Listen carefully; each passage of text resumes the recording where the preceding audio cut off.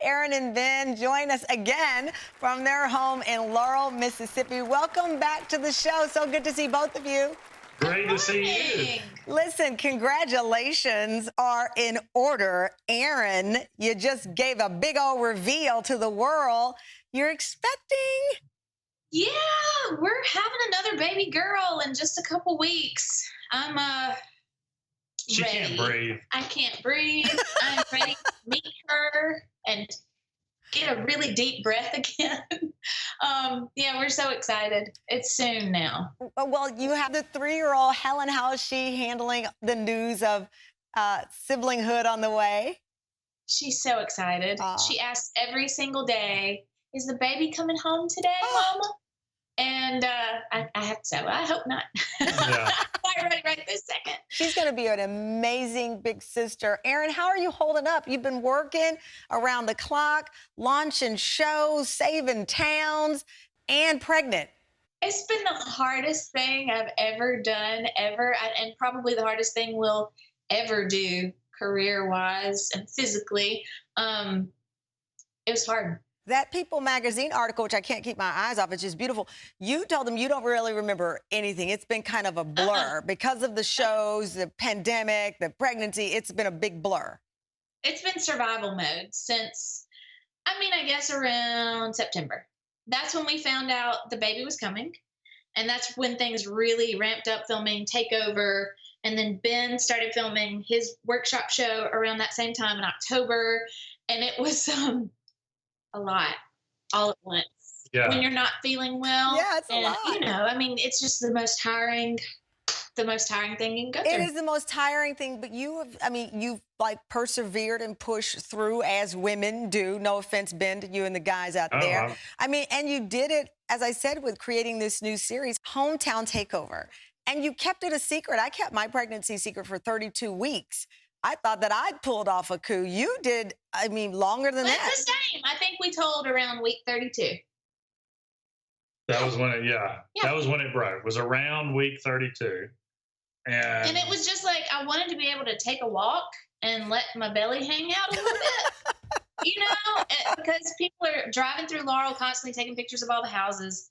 They'll take pictures of me if I'm out walking. Yeah. And I thought, if it goes on social media and I've got this pot belly, it's just, we've got to address it at some point. And it felt like the most natural way to do that was within Ben's Little Brothers episode that aired April 11th. And because they're also expecting 3 weeks after. So you've got your Ben's brother, you worked on their house, which is, I got to talk to you about that because I can't imagine. You're doing 8,000, a town of 8,000, and you're doing family members. They say don't work with family members. I can't wait to hear how that went. So you were referencing Laurel. That's your hometown that you did so much for. I got to tell you, when I see Wetumpka, that could be anywhere in this country because so many towns like that exist. Half so precious and just a part of the community, and the other half that needs TLC, that love that you're pouring into it.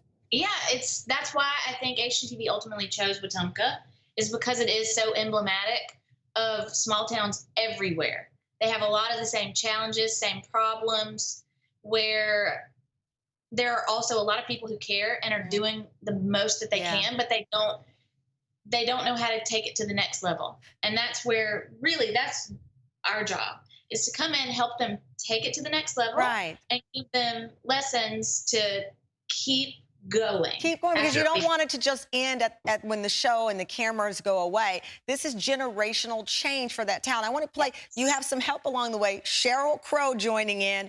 Let's play what she helped them with. We have this friend. She's from small town Missouri. Sheryl Crow, have you heard of her? Oh, sorry, you dropped something. It was her name. This is a name drop. I love Sheryl Crow. I feel like this is good. Hey, you made it. I see the world from a person that grew up in a small town. I feel like what they're doing exemplifies what can happen in all these small towns in America. It's the reason I wanted to be here with Ben and Erin, to see what they could do with Wetumpka. Okay, Ben, no pressure at all. Sheryl Crow saying, let's see what they can do. It's Sheryl Crow. I'm sorry to sound like a fangirl. I should be more professional about it, but it's Sheryl Crow. Holy moly. And she cares. She really does care about small town America. And she also said, if you ever need me, if I can ever help you Wow. with what your mission is, just call me. And you So put we in the did. call. I love that. I want to look at some of the mission and what you are accomplished. You demolished and redesigned a home for Casey and Ray Moody. Their story is so sweet. They have 2 biological boys. They have children that they foster.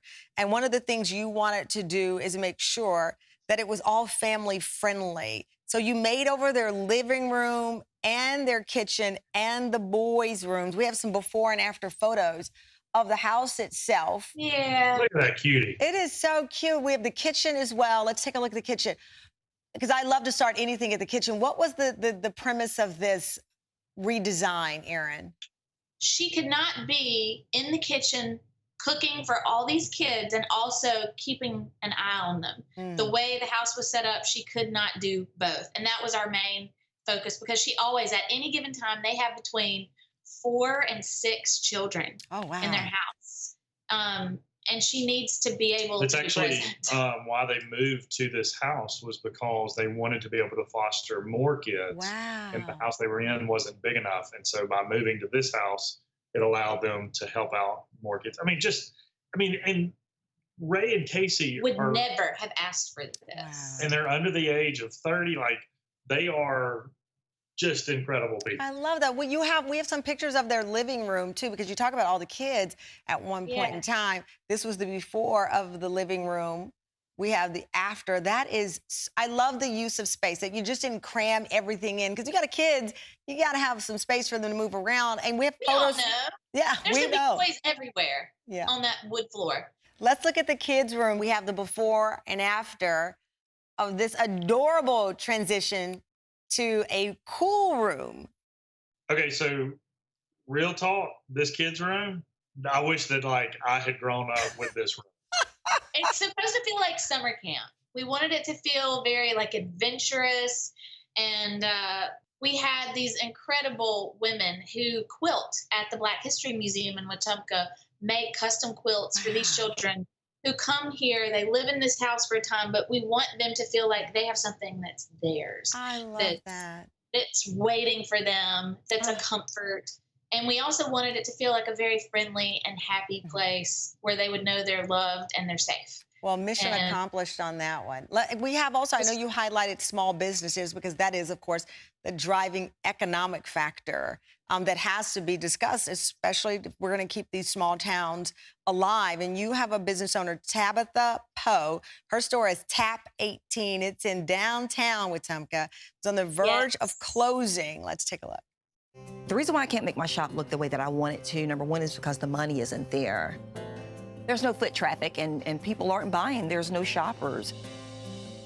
Small businesses like mine are the backbone of the community. And when your business is not successful,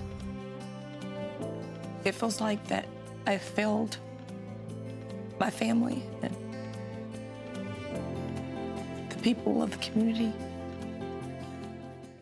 How could you not watch this? Come on, it hits you at your heart. Watching the footage. Yes. Hometown Takeover. I'm enjoying Can we just watch the episode together?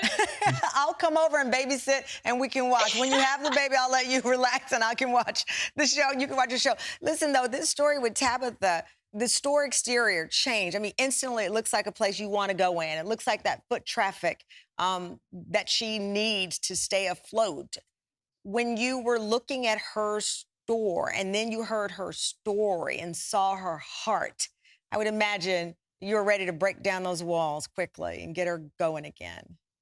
We've just learned a lot. We own a few businesses, and we've learned so much over, I guess, 15-ish years of owning businesses about how retail comes in seasons and what you have to do to survive in the slow times, and how to grow in the town, like how to capitalize as much as possible on the foot traffic.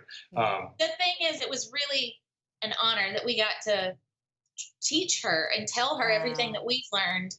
And she also told us her unique problems that are unique to a clothing store in a small town that has limited foot traffic. I mean, it was just an honor to see. I love it. Small business is what keeps a small town alive. They absolutely, listen, they keep big towns alive. Mom and pop people often think rural, tiny. but I'm here in New York City, and support of small business is key to New York getting back on its feet as well. Ben, I got to ask you, which is harder, doing 8,000, a town with 8,000 businesses and homeowners, or your brother's renovation? I think the town, doing Wetumpka, because here's the thing, like, we didn't know anybody in Wetumpka. We had to get to know them and find out who we needed to talk to. When it came to Jesse and Lauren, we know them so well. It just designed itself. We knew exactly. It was easy. Yeah. Yeah. And we've been looking for a house for them for years now. Ever since he met her, we've been trying to find a house.